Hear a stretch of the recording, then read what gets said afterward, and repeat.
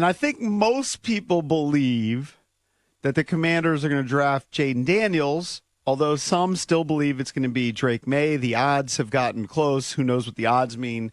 The odds on FanDuel have moved from like 20-1 to 12-1 for J.J. McCarthy, too. Mm-hmm. That just may be to get bettor's money. Adam Schefter from ESPN, NFL Insider, went on a podcast. I should know the name of the podcast. I don't remember the name of the exact podcast, and said, go get your Jayden Daniels jersey. He said, I think it's safe to go get it, to get the Jayden Daniels T-shirts, yeah. But after the Topgolf incident, some people were thinking, hey, because of the stupid emoji that the agent put out there. So dumb. So dumb to read that much into it. That Jayden Daniels doesn't really want to come to Washington. Let's play some audio. Is this from Pat McAfee's show? Yeah, this is Shefter on with McAfee. I think it was on Friday. All right. I think it's a situation where, from the outset, Jayden Daniels had an interest in being other places. He just has.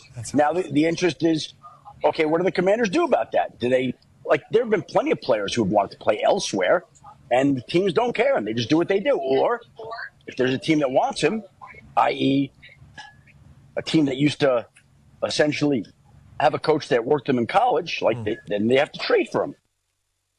Right. So he's talking about the Raiders, right? Because Antonio Pierce was there at Arizona State. And then I believe that very night, or it might have been the following day, Schefter kind of walked back his rhetoric on McAfee's show. Now he walked that one back. He's walking everything back. Yeah, it's been a bad week or two for Schefter. Schefter's original podcast statement was on Trap or Dive. Okay. So the Trap or Dive podcast says, get your Jayden Daniels jerseys. Right. And then this was, I guess, that very night or the following day where he kind of changes his tone.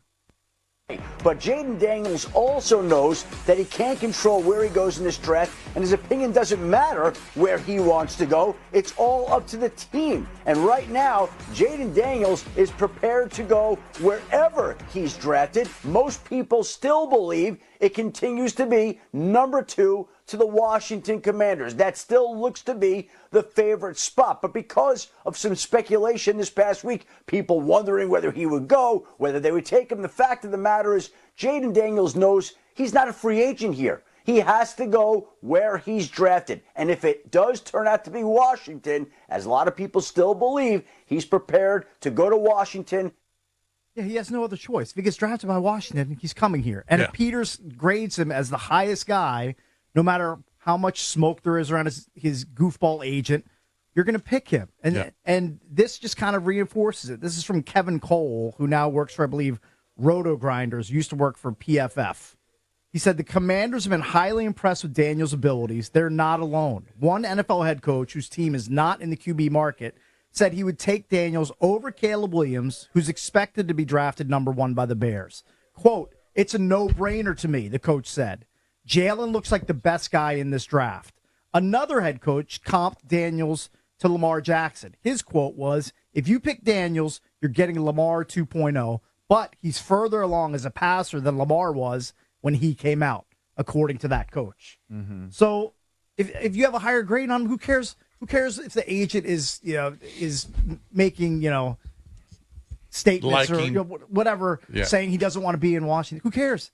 If you've graded him better than May and better than McCarthy and all the other quarterbacks, you take him.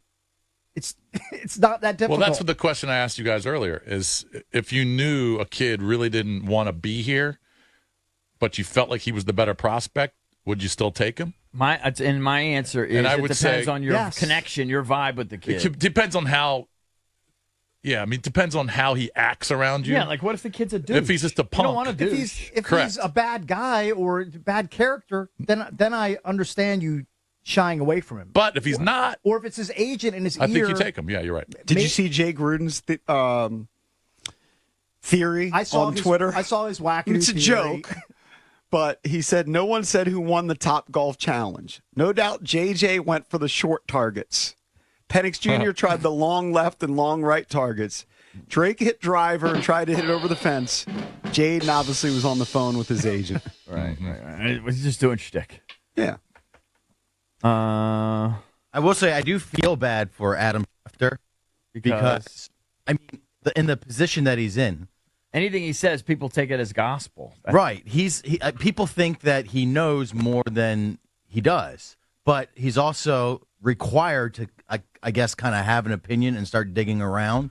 So ESPN's putting him on air, and he knows he really doesn't have anything because Adam Peters hasn't said anything. Schefter's probably pissed because when he dealt with the Commanders previously, with all the leaks and shenanigans in the front office, he probably got a lot more skinny from the guys who were running the show. Now that he's got like real adults in the room, led by Adam Peters, they're not giving him anything. It is a stark contrast between the two regimes because nobody knows anything. Right.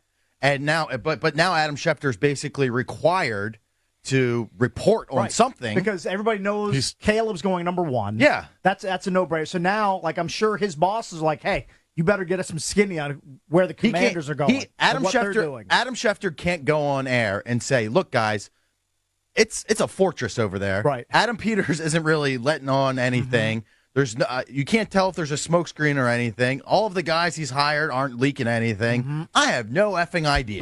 But he can't say that. No, but you notice that everything that people are saying is from Daniels' camp's perspective. Right. Right? Sure. So where there's smoke, there's fire. I'm willing to say that. And I even told you, what I had heard a month ago, that the kid didn't really want to come here, but everyone mocked me. But I didn't care about that. I only cared about what Peters' evaluation was. But you're hearing, like, where there's smoke, there's fire. Something's going on. I'm sure he'd play here. He's not going to sit out. He's going to take the money. But I think it's pretty obvious, for whatever reason, he has other choices ahead of him. Maybe, but like he could also just be working on the premise that, this is a Dan Snyder-led team, poor ownership. Like maybe he hasn't gotten the message that there's new ownership here. It's a completely new front office structure. I mean, we know the last 30 years have been bad, but things are on the uptick. There's new blood here. Possible. I don't know. But Matt, like you're saying, you feel bad for Schefter. Schefter's just trying to create a story, right? And that's what ESPN. I don't feel bad for him because he knows what he's doing. Right, he's trying to create a story. He knows exactly what he's doing. But he should just stick to something. I might be the only person on the planet, and I was telling Mar this, that I legitimately think there's a 25%, 25%, 25%, 25% for Penix, Daniels, Maye, and McCarthy. You even think Penix would go that high? I think it's a 1 in 4 shot because if you're listening to everyone, the only people you're listening to are the pundits. The team hasn't said anything or done anything to show that they favor somebody over anyone else, right? They're not doing a private workout with one prospect over another. Mm-hmm. But I think they're treating them pretty equally. I think you got to favor Jayden Daniels based on the Adam Schefters of the world and others. I think Albert Breer has also suggested that the favorite is Jayden Daniels. But they could be wrong. They have no knowledge. They're just guessing. The rating of him, sort of by other teams, and on conversations with other coaches, GMs, right? But what they like. They could that's be what wrong. they like. That's not what Correct, Adam but likes. I'm saying that's why you would make it a favorite, not equal. No, I make it dead equal because none of the stuff has come from the Commanders' camp. We're just listening to what every we don't know that. We're just listening to what every idiot says. You don't know that. It seems to come from their perspective, from the Daniels perspective.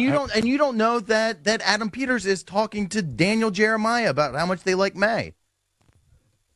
Right. No, we have no idea. You're right. All we know, we have no idea. All we know, he could already have the outline of a deal in place. Say the Vikings are desperate to get Drake Maye at number 2. They love Drake Maye. They've fallen in love with him. They have to have him. Peters could already have that deal basically in place. And we tune into the draft, and Goodell walks up and says, "There's been a trade at the number 2 spot." I would be really shocked. I'd be shocked too, but I'd be really shocked. We don't know that isn't happening. Well, of course, we can't predict the future. I get it. I mean, but what's the probability? It's not very high. Less than 10%. Yeah, but it's not very high. It's a possibility. I like the fact that it's a complete curveball as to what they're going to do at number 2. I like that there's some mystery around it. I don't think it's a complete curveball. I think the odds are. I don't agree with his 25%. I think the odds are it's going to be Jayden Daniels. I think could the be odds wrong, are that too. but I think that Breer, Schefter, these guys are connected. they hear things. They're not saying that it's definite, but they're saying that this is probably the Schefter's likely connected. outcome. He's flip-flopping every day. He hasn't flip-flopped. He has not flip-flopped just as much as Adam Schefter, JP. He has not flip-flopped on Jayden Daniels being the pick. What you're telling me, he's flip-flopping. You played the audio. And he wasn't really flip-flopping. He was just kind of adding further detail on whether Jayden would want to play for Washington. That's all. It had nothing to do with who they're actually going to pick. That's all based on the stupid emoji. I think it's more than the emoji, dude. There's been smoke about this for, I'm telling you, weeks, months. But it doesn't mean I don't like think there's you been said- that but like much you said- anti-Washington smoke. But like you said, if they still feel like he's the best prospect, he's the guy for the future at that position, they got to take him. And we watched the we watched the clip. Personality's that bad. We watched the clip when I saw him. We watched the clip on Nightcap, which is Shannon Sharp's show with Ocho Cinco, and Jayden seemed quite fine. It was mostly Ocho Cinco talking the whole time about him potentially coming to Washington. Jayden seemed totally cool with it. Right. He didn't seem like a jerk, like I don't want to go play for that team. Well, he made a point of saying that I was happy for whoever calls my name. But he's been coached up on that, I think. He made a point of saying that. And he seemed to, when they mentioned McLaurin and Dotson, he complimented them. Based on, again, I'm not Mel Kiper, but they talk about Caleb Williams going first. Obviously, he'll be going to the Bears. The Commanders are number 2. Mm-hmm. And I'm thinking, number 2, period. Look at the supporting cast that you have in D.C. They got some dogs over there. Jahan Dotson, McLaurin. Man, listen, boy, you're gonna be in heaven. You're gonna be in heaven. And I think it's so imperative that you go to the right situation, so you have your receiving core. Once you got a receiving core and they're able to build around you, and you can just be you. Yeah, man. But it's going. I'm not saying it's gonna be a breeze, but I just know. I know the work you put in because it shows up on film. So the transition from college to the NFL is gonna be awesome. But you notice that's really all he said. He didn't expand on it. He didn't say, "Man, I would love to be in Washington." You know, Ocho Cinco didn't give him that much of a time. Well, have the other prospects said that? I don't know if they've asked him. I have no idea. I haven't heard any of the other prospects say that. No idea. I mean, has Drake Maye been asked about playing in Washington? No, but Daniel's agent basically made it a story. Correct. Helped blow it up to what it's become now. And agents typically don't do stuff like that just willy-nilly. Right. In my opinion. There's still, look, most of the opinion from the pundits, whether it's Pro Football Focus, I'm looking at an article on CBS, is that Jayden Daniels will be the number 2 pick. But I'm also looking right here on CBS. Chris Trapasso believes it should be Drake Maye. Josh Edwards believes it should be Drake Maye. Yeah, he's a very polarizing candidate. Like, there's so much out there on Drake Maye. Some people love him, say he's got the most upside and that he can be great. Others think that he has potential to be a bust and that he needs a year to develop, shouldn't play in year 1. Yeah, I mean, the people are all over the place with it. He's kind of. Who was it that we said early on? Yeah, that talked about he's like the best quarterback prospect since. Who was it? Was it maybe Hasselbeck? Yes. Yeah, maybe Hasselbeck. Hasselbeck loved Joel him. Klatt was very high on him, or still is. Yeah. But then who did we have on the show? Former Space's name, former Steelers RB. Merrill Hodge. Merrill Hodge. Yeah, he doesn't even want to take him in the first round. Eye of the beholder, people. Eye of the beholder. I think that we're gonna know. Am I the only one who thinks it's going to be Maye? Because you all think it's going to be Daniels. He said he thinks it's going to be Maye. If you put a gun to him, I don't want to put a gun to your head. Just who do you want it to? Who do you think it's going to be? I don't. I know who you want it to be, but who do you think it's? No, I think Jayden Daniels is the most explosive, most exciting player in the draft. You said but that. I do think there's some smoke to this, and I wouldn't be surprised at all if they took Maye. I wouldn't be surprised if it's Daniels or Maye. I wouldn't be surprised either. His question is, who do you think right now in this moment they're going to pick number 2? I'm telling you, I don't know. How do you not answer questions? Just guess. Who do you think? How can I think something? You think it's going to be Daniels? You think it's going to be Daniels? How can I think something if I don't know? Oh, you're just on the fence. Okay. I don't know either, but I made a pick. Normally I know. I always have an opinion. I don't know. None of us know. I don't know. I think it'll be Maye, but if Maye slips and all of a sudden the Patriots are up at 3. You mean if Daniels slips? No, I'm saying if they take Daniels and Maye slips to 3, I know the Patriots need a quarterback, but then that's when I think there could be some craziness. Yeah. And You could be a big time. Patriots would be sized? No, they could. I could. I'm just saying I could see a team trading up at that point, offering the That's world. when the Vikings are going to sprint to the phone if Maye offering is not the the pick at world. 2. And then maybe the Patriots say, all right, we're good with J.J. McCarthy, but we'll see.